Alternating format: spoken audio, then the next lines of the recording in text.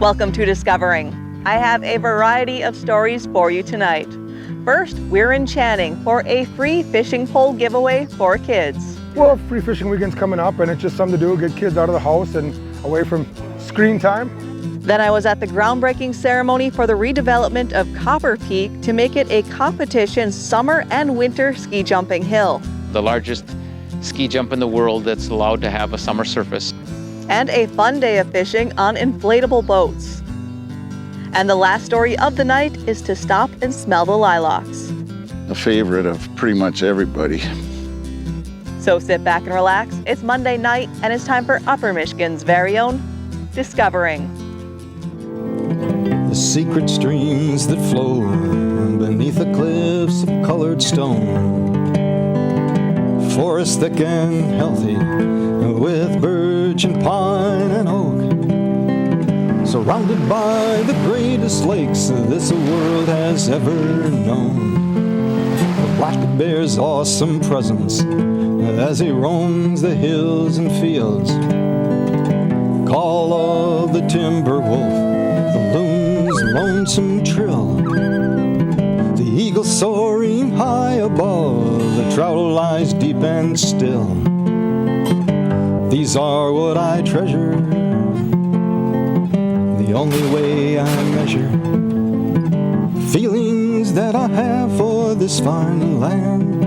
There is so much to discover when you're a long-time lover of northern Michigan.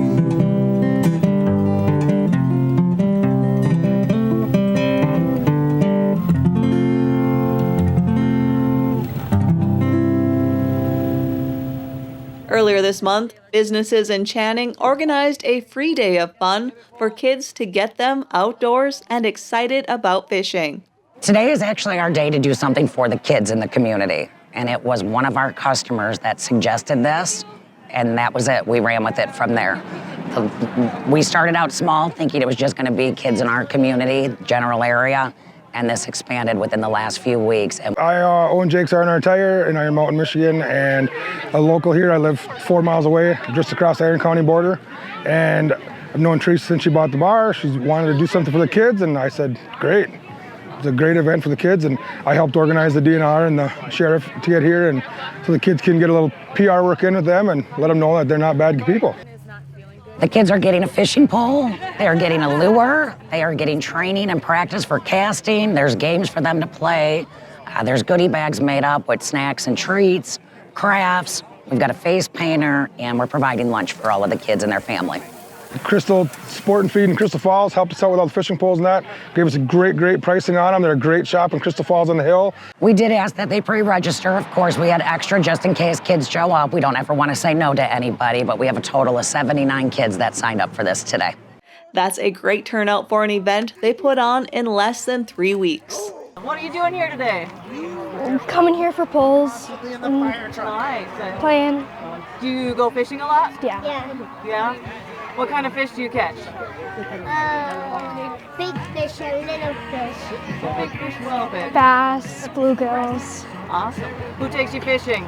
Grandma.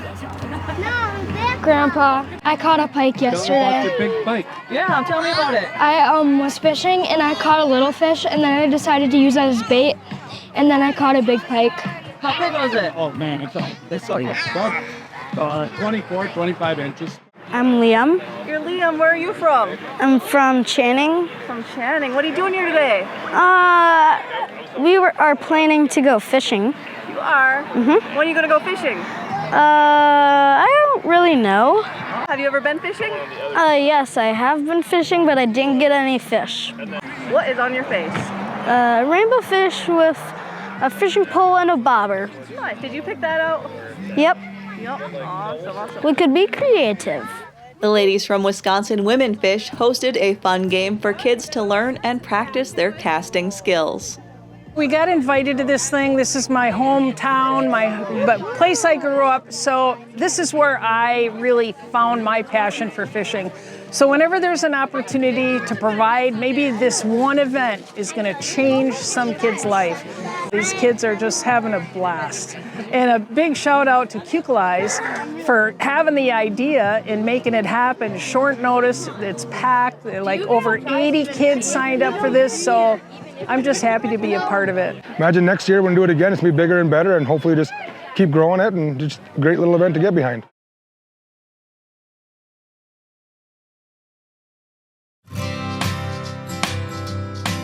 Copper Peak, located near Ironwood in the western UP, is the world's largest artificial ski jump. This 469-foot jump sits at the top of Chippewa Hill that rises 360 feet above the surrounding area. On a clear day, you can see all the way to Duluth, Minnesota, and even Canada.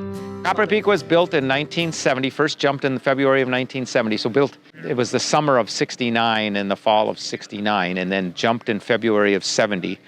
They've had 8 kind of unsanctioned meets, basically exhibition meets, so they really never were out in the world circuit. And if you talk to a guy my age that jumped off of Copper Peak in the 70s or 80s, they just talk about it with longing in their heart. Oh, I love Copper Peak. I mean, I've been to Zurich 11 times on this project, and they just love this project. I mean, they just love, you remember Copper Peak, the way it's positioned against the prevailing westerlies, the wind goes around and then goes back up again, and it causes this cool updraft that kind of lets them feel like they're being held up by the air. So that's all part of this history here. It has been over 30 years since Copper Peak was used as a ski jumping hill. After a decade of planning, that's about to change. Copper Peak hosted a groundbreaking ceremony on May 30th to officially begin Phase 1 of redevelopment. Today we're starting the massive project of refurbishing 180-meter ski jump, the largest ski jump in the world that's allowed to have a summer surface, and we're pretty excited about it. We're doing only the landing hill right now, and then the next phase will be to raise money and get the upper part or the tower done. The profile of ski jumps have changed because the takeoff position of athletes has changed since 1993, which was the last time it was ski jumped here. So it was a 3-year process just to get the new profile certified. So there's a new angle and curves in the bottom. The curve at the bottom right here is in ski jumping is called R2. So and R1 is the curve at the bottom of the tower. That all changed, and the angle has changed by 2 degrees. So Copper Peak is going down by 2 degrees and getting 18 feet at the bottom here, but where you can see over my shoulder, and the top has got to go down about 2 feet. And they're widening it. They're on the side of the hill by the chairlift here. There's going to be a new judges tower put, and so there's got to be blasting because the judges tower is down the hill further, and the judges need to see all the way up the tower, and there's rock in the way right now. So they're actually where that blast was that you just saw. That was actually in the area where they're carving out the mountain so that there's a better line of sight for the judges, the actual judges of competition. They're going to do that. They're going to fill the whole thing with rebar. That, if you look at the size of that thing, there's going to be a rebar rod stuck into the mountain every 8 feet on center, and then they're going to pour a concrete slab on there. So when ECI is done with this phase of the project, that will be at the right angle. It'll have the right R2. It'll have stairways on both sides. It'll have competition railings on both sides, and it'll be ready for the summer surface. Phase 1 will cost about $20 million, and the money came from a grant from the state of Michigan. Phase 1 will be complete by November 2026. And what will that summer surface allow this place to be? If we don't get enough money for the tower, it would allow us to have practices only. But I don't know if you just heard the director of USA Ski Jumping say, this is the biggest hill in the world that has summer surface on it. So the athletes will come here and practice, even if there's no competition. We don't want to set that as our goal because that's short of the real goal. And the real goal is to get competitions here. That means the tower has to have a changing room for 20 people up at the top, very top that you can see up there. We've got to have a changing room and a bathroom and a warming to keep the athletes warm so they're not up there in the middle of the winter and the cold. and the elevator's got to get changed, and the judges' tower's got to get changed, and it's really, that's another $20 million. They are now raising funds for Phase 2, which will allow Copper Peak to host year-round ski jumping competitions. We have a letter from FIS saying, if you build it, we will come with 6 of those, 3 in the winter and 3 in the summer. A men's competition, a women's competition, a Nordic combined competition, and our athletes around the world will come here and practice. So someday you could come here and just watch athletes practice and interact with the athletes and talk to them and ride up the chairlift with them.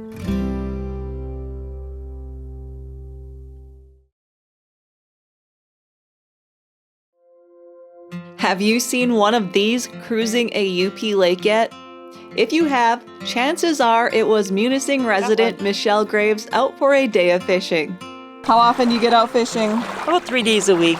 Yeah. Are you usually by yourself? You got friends with you? Or? I'm mostly by myself. Sometimes I go with a friend. When Michelle told me about the inflatable GoBoats she fishes from, I needed to try one. They're GoBoats. They're inflatable GoBoats. They fit in a backpack. They're battery operated with the trolley motor. They have 5 different speeds, including reverse. You can take it on any lake. You have all-day fishing. You can take it anywhere. You do not need a boat launch. You can launch anywhere. You said, I'm not going to tip on this thing. You won't tip, I promise. What do you like about them? Everything. They're fun. They're versatile. I trusted Michelle that this thing was going to be solid and my camera and I wouldn't be swimming with the fish. Just go ahead and put it on one. Put it on one. Ooh, there you go. Nope, and we that's just turn with this thing. And you turn with that thing. Okay, and then to stop it, I go to 0, huh? Yep. Huh. Look at that. One's actually kind of fast. We can also play bumper boats. That's all right. Not today. Not with the camera, huh? No. Yeah, what are you using over there? I'm using, this is my favorite. This is Meg's custom built rod. And I had him put measurements. So a tape measure, if I forget my tape measure, all the measurements are on here on my rod. Nice. I like that color. You gotta fish with the best. I guess these come with inflatable, detachable seats, but I like how she's modified them in true Uper fashion with camp chairs bungeed to the boats. The chairs that come with them, they're comfortable, but they're lower. Obviously, these, I like being up higher. I just bought these on Amazon, and then that way, the canopy on top, when it gets hot, we can have shade. She told me this lake was good for panfish and bass. Have you fished this lake quite a bit? Yes. Yeah? One of your favorites? One of my favorites, yes. We won't say where it is, but... Have you been out here yet this year?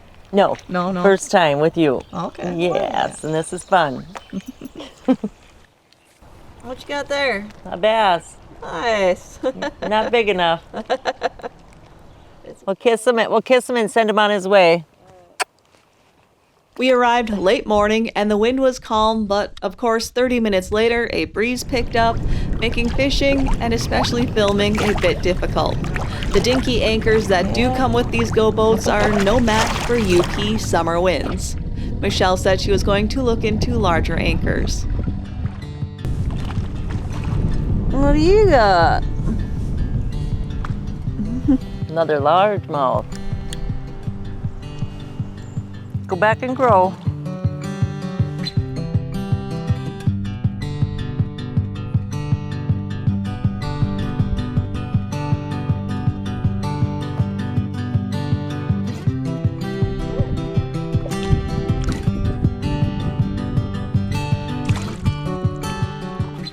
I got a fish.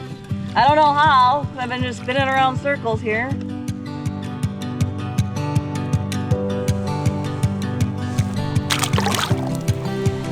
Michelle told me a conservation officer approached her on the water one day, but not to check her fishing license. I thought he was going to check me, but he just wanted information on my GoBoat. He wants one.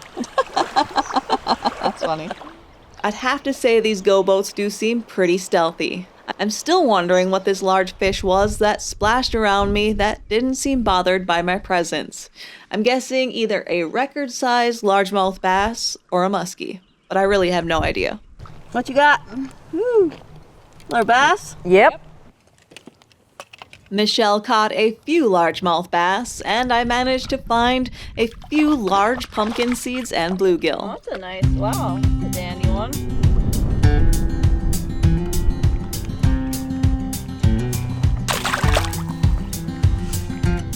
I really wanted to measure this one pumpkin seed because it was definitely the biggest I've ever caught, but of course it jumped down the center hole of the boat before I had a chance.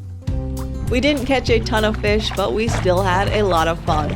It was one of the warmer days so far this season, so it was really nice to be out on the lake. Wind really picked up. It's been a fun day. Michelle said she plans to be a dealer for GoBoats here in the UP, so if you're interested in giving them a try, give her a call. If you want to rent them, have any questions, try them out for a day, just give me a call and I'll be more than happy to help you.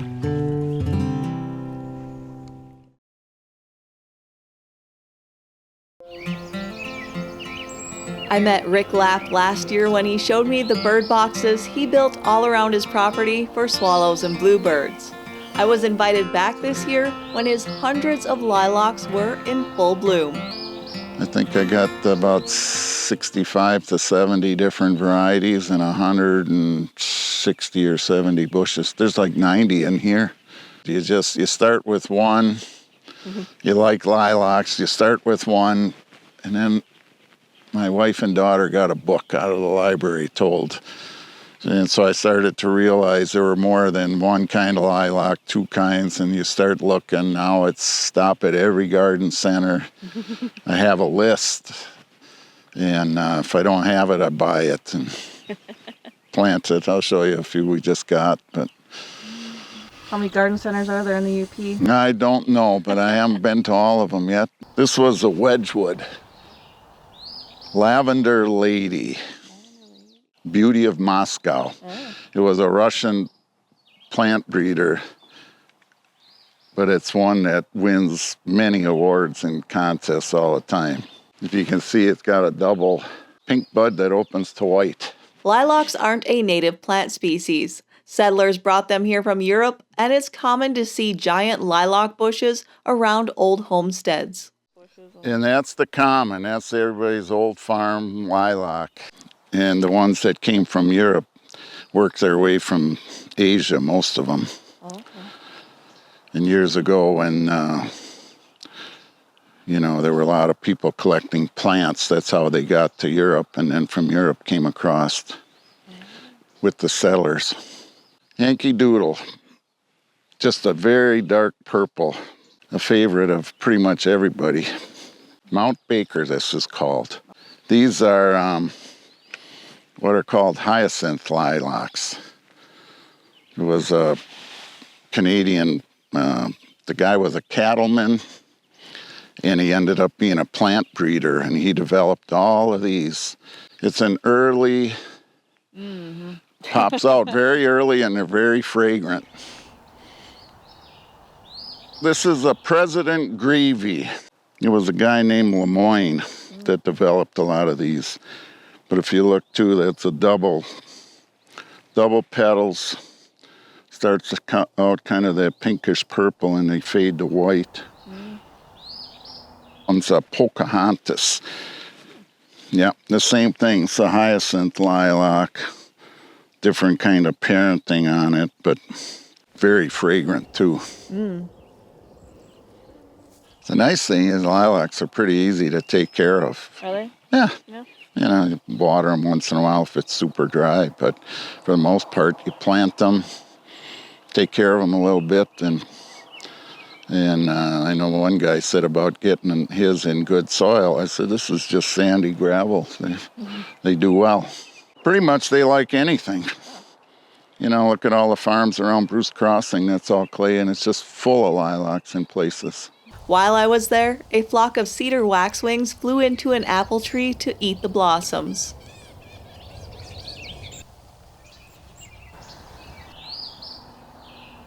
This one too is another one. It's a Betsy Ross. It's very fragrant too if you smell it. Albert Holden. Now, I got this last year at Iron Mountain, stopped at that a garden center there. And I didn't have that, and I thought, well, cool. On the back side of the petals, it's white. It's a lighter color.